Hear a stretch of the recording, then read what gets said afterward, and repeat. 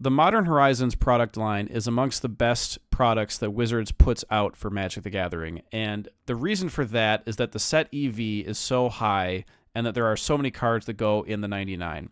As you can see here on MTG Dawnglare, there are EV calculations for Modern Horizons 2. It's 181. Modern Horizons 1 is 238. There's various other boxes here as well. If we scroll down to older standard sets, Wilds of Eldraine, 86, then 95, 91, 82, 78, so on and so forth. Neon Dynasty was a bit of an outlier here. But standard sets are just limited in what they can print based on the real-world price of the booster packs. And what is happening now with Modern Horizons 3 is that we have play boosters and we have more expensive packs, which Modern Horizons have always been more expensive in their packs. As I scroll down the list, you can see all of these expensive cards. At the time of recording, this is pre-release weekend. And so if you want to go to the pre-release, you're going to be paying roughly double what the average pre-release would cost, depending on your location. So you can see here, there's a ton of cards that are worth over $20, like just scrolling down. We also have key reprints in the Allied Color fetch lands with Polluted Delta and the like. And so, like, there are so many valuable cards. Urza's Incubator, that's huge. There are also the Medallion cycle, I believe, is down here. Sapphire, Jet Medallion, so on and so forth. The uncommons are great. Urza's Cave is insane. You have great rares and mythics just everywhere, strewn throughout the set. And so Modern Horizons is the main strength of these sets. The weakness, however, is the commanders. It's not really a weakness, but they don't tend to have as many popular commanders. Now, as you can see here, Modern Horizons 3 commanders, the Necrobloom and Nadu, these two are both on the top commanders weekly for EDH Rec. They're right up there. And so these two commanders, I feel, are going to be pretty popular in the near term, and we'll see how long they last. People are a little bit upset about Nadu as it's perhaps a little bit pushed in power level. I can't believe it's a 3/4 for 3, but yeah, the abilities on this are pretty crazy. You could put a Lightning Greaves on there and just go nuts. Scrolling down, you quickly find cards that are much more narrow, which makes sense because there's a lot of legends that exist in Magic nowadays. It's hard for them to create, like, staple legends in every set, and they probably want to save a little bit of that. But yeah, so the legends here are not going to be as strong. Now, the Commander box set legends, I think, will see a bit more play. The Eldrazi, obviously, and the Lands deck. And then, actually, I missed this one, Koram the Undertaker. This card looks pretty fun for the Jund deck. That was the non-face Commander. Energy, we'll see. But yeah, so these 99 cards, the double-face lands, the Urza's Cave, the Shifting Woodlands, the Flare cycle, which I didn't mention yet, these cards are just going to be so widely played in Commander that it's going to be crazy. So, like, let's go back to Modern Horizons 2 just to prove my point here. So Commanders, you have a couple decent ones, Chatterfang and Sithis. It's kind of the same thing with if we scroll up to Necrobloom and Nadu. So Necrobloom is cool, Chatterfang's cool. Sithis and Nadu are overpowered. They're just like crazily statted. But then it drops off. So going to Modern Horizons 1, you have Urza, overly statted, way too powerful. Sisay, very good, fun, relatively. First Sliver, okay, Slivers are kind of hit and miss. Modern Horizons 1 actually had some pretty decent commanders. Morophon, Yawgmoth, but yeah, it ends about there. But as we can see, so starting at Modern Horizons 1, just the introduction of new staples to the Commander format was crazy. First, you have Generous Gift. Now, this card has since been not power creeped, but like approached in power level with the Stroke of Midnight, I believe, and a bunch of other cards. So you have more options than Generous Gift nowadays, but it's still a fantastic card. It's the White Beast Within.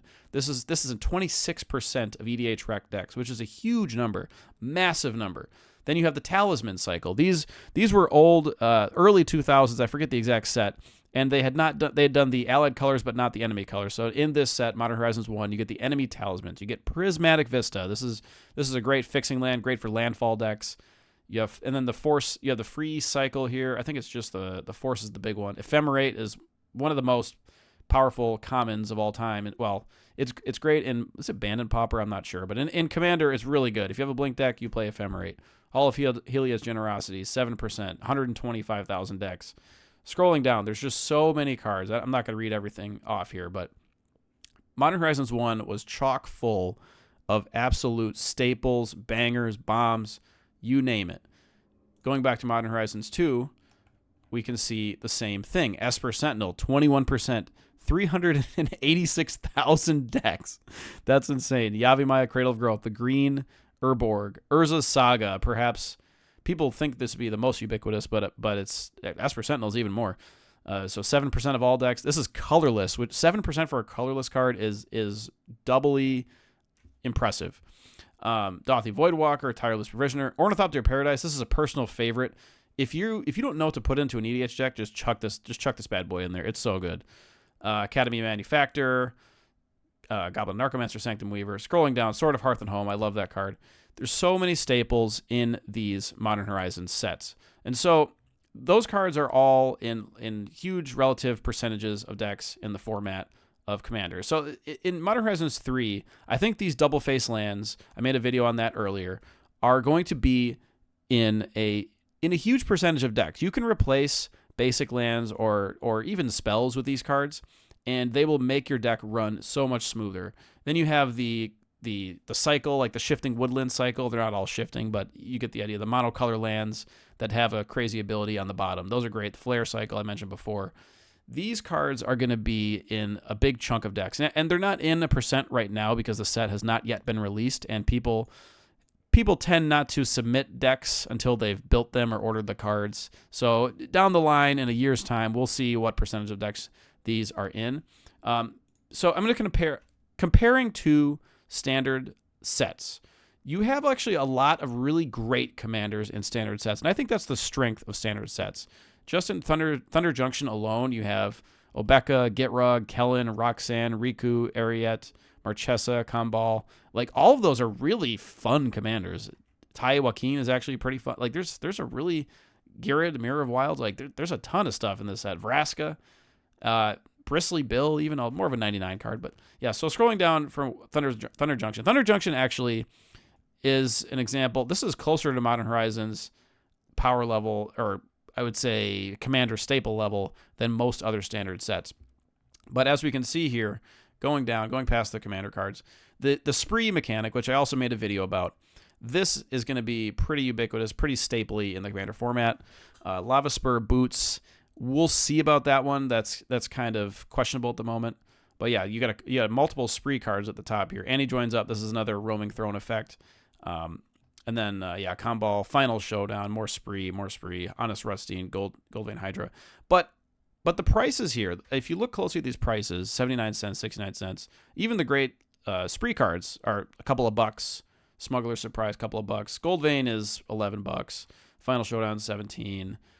3 Steps Ahead. I think this is played in Constructed right now, so it's actually up there in price. Couple of bucks for Annie joins up. Return the Favor, couple of bucks. $6, $2, couple of bucks. So yeah, like, the prices are not as high in these. And is it necessarily a good thing or a bad thing? That's arguable. Going to Markov Manor, you have Voya and Judith, and this is actually a little bit light on like the really fun commanders. There's a few here that are fun, but scrolling down to like the actual like 99 cards, Demand Answers, Archmage Charm, and actually MKM had the Surveil land cycle, which was pretty great. This is an example of a land cycle, the type of land cycle that should be in standard sets and is matched by the Modern Horizons fetch lands here that we, Polluted Delta and the like. So this is the type of thing you do want to see in standard sets. Modern Horizons always has this. Some standard sets do not. So Outlaws of Thunder Junction, I don't believe, had a really crazy land. It had like the Desert Common cycle, which was fine, but it didn't have like a rare land cycle like the Lush Portico type cards. But yeah, Murders had War Leader's Call, which is an absolute staple, and then a bunch of other cards here. We're scrolling down. Going to LCI, Lost Caverns of Ixalan, not a ton of like super popular commanders. Going back to the top here on MKM. So Voya 8,300, and it's actually not fair to have like the raw numbers because these are the newer the set, the less like decks, raw deck number you're going to have. But this set did not have as many for Lost Caverns. Going to the Pant Laza, actually, that's the one exception. The dinosaur deck, that went hard, that went crazy. Roaming Throne was a design mistake I mentioned before in previous videos, But this is an example of like each standard set usually has like one card, Roaming Throne or what was it? Shieldred type cards where it's just like this is the price of this is like you're hoping to open this in your box or else you're going to lose money. And so yeah, you have Kutzil, which is this is actually 13% is a pretty high percent. I would not have expected that. Ohir Tak. Oh yeah, the Ohir cycle. I actually really like these flip gods here. But as you can see, it's just not quite as thick of a sea of like staples in these standard sets, and it makes sense. Again, they're cheaper monetarily, so you get a little bit more narrow stuff, you get a little bit more set thematic type stuff. Whereas Modern Horizons, you're getting absolute staples like any colorless deck will play Echoes of Eternity, Sacrifice decks, Warren Soul Trader, Ugin's Labyrinth and colorless. Every flip, most decks are going to want to play some number of these flip lands here. You got a more aristocrat card. This is just uncommon. Like it's insane. Fanatic of Ronas, I'm surprised was not that expensive, but this is probably one of the best mana dorks ever printed.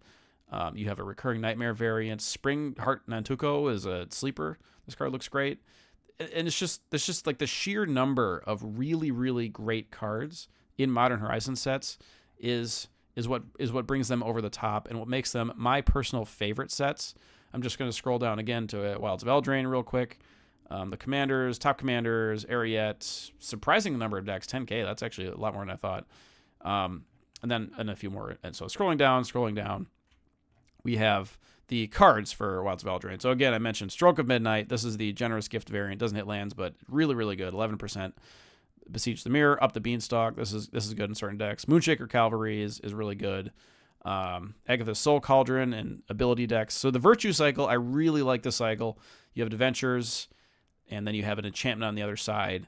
But it quickly drops off, and I don't believe there is a really special rare land cycle. There is the man lands, and these are better than the previous man lands, but they're not super staples like the Surveil lands, which are somewhere around here. But in any case, that's what you get for Wilds of Eldraine. And so going to Lord of the Rings, Tales of Middle-earth, this is one of the most popular sets of all time. You have Sauron, you have Aragorn, you have Tom Bombadil, you have Shelob. Actually, quite a number of relatively popular commanders. And then you have like the food commanders. People talk about those a lot. Going down to the actual cards, the 99 cards here. Bowmasters for sure I know is on there. But Lord of the Rings had a crap ton of legends, by the way. I'm scrolling very far for this one. Here we go. LTC Commanders. And oh my god, there's a lot of legends. So many legends. I should have like bookmarked where it was. Okay, Lord of the Rings. The One Ring is arguably bannable in Commander. It's that good. MTG Goldfish has made a case for that. So this card is insane. This is a Modern Horizons level card. And every time I mention a card in these sets, these are the types of cards that Modern Horizons is just chock full of, and which makes Modern Horizons the best set. And so, yeah, you have the One Ring, Delighted Halfling. Those are super staples. Mirkwood Bats, Orcish Bowmasters. This is like just dominating in every constructed format, the Bowmasters. And then you go down the list. There's actually quite a few staples in Lord of the Rings, but this is the next best thing to the Modern Horizons in terms of value. Although I think this did cost a little bit more than a regular booster pack. But yeah, the 1 mana cyclers here, the 1 mana land cyclers, these are huge. I have them in my cube. I put them in most of my EDH decks because they're essentially like DFCs. It's like a modal double face land essentially. You're paying 1 to get a land. These are really super staples in my opinion, and 3% for Lorien Revealed. It should be higher in my opinion, but yeah. So just showing that as an example. All be one. I've given a ton of examples here. I can probably skim through a couple of these.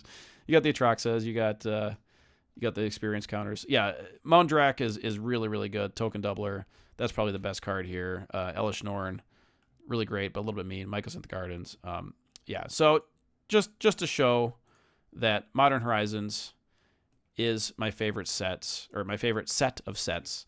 We're going to quickly scroll down here to Modern Horizons 2, show you that even Modern Horizons 2, one of the most heavily printed sets of all time. Let's see the prices here. So Urza Saga 42, Ragavan 41, Esper Sentinel 30, and I'm just going to scroll down and you can see them. So look at all these reprints. You have Cabal Coffers, you got the Fetch Lands, you have the Elemental Cycle here with Endurance. I think Solitude was at the top here, and those just dominated Modern. Grief dominated.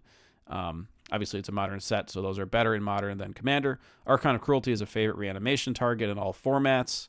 Sword, Imperial Recruiter reprint, which I think the other Imperial, the white one, is reprinted in MH3. And so you can see here, there's just so many good cards that are above like 2, 3, 4, 5. You know, to even now, even with this set, 1, 2, 3, 4, 5, 6, 7, 8, 9, 10, 11, 12, 13, 14, 15, 16, 17, 18, 19 cards over $10 in Modern Horizons 2. One of the most heavily printed sets ever. Modern Horizons 1, you have First Sliver, Force of Negation. So let's just count how many cards are above $10. 1, 2, 3, 4, 5, 6, 7, 8, 9, 10, 11, 12, 13, 14, 15, roughly 15 in Modern Horizons 1, which is a little bit unexpected, but that's still a lot more than the average standard set. And so this is why I like these sets so much. They reprint the super staples. They give us new staples, which they've made a few mistakes in the past with like Urza and the Elementals, and arguably Urza Saga and Ragavan. Esper Sentinel. Esper Sentinel actually is a very well-designed card. I think this card is fair. But yeah, they give a few mistakes, few hiccups. But at the same time, the cards are so great that I love these sets. I hope that everybody picks these sets up. I actually like Modern Horizons 3. I might like this one more than Modern Horizons 2. It's close. It's close. Like, there are so many cards for Eldrazi, for colorless decks. Just, you get more fetch lands. You get Phyrexian Tower reprint. Like, this is huge. This is coming into Constructed now. Urza's Incubator is huge. Ton of good stuff in here. The MDFCs alone, even if you're on a budget, this is the thing with Modern Horizons. You don't have to spend $60, $70+ on a pre-release. You don't have to, break your piggy bank just to get these sets. You can wait a little bit and then buy the cards, buy the singles, and especially the commons and uncommons are going to be just massive for your decks. And so I'm going to leave it off at that. What do you guys think about Modern Horizons sets as a whole? How do they compare to standard sets? Do you prefer standard sets, or do you prefer Modern Horizons sets and like the special, super chocolatey fudge sets that come with this game? So let me know what you think in the comments.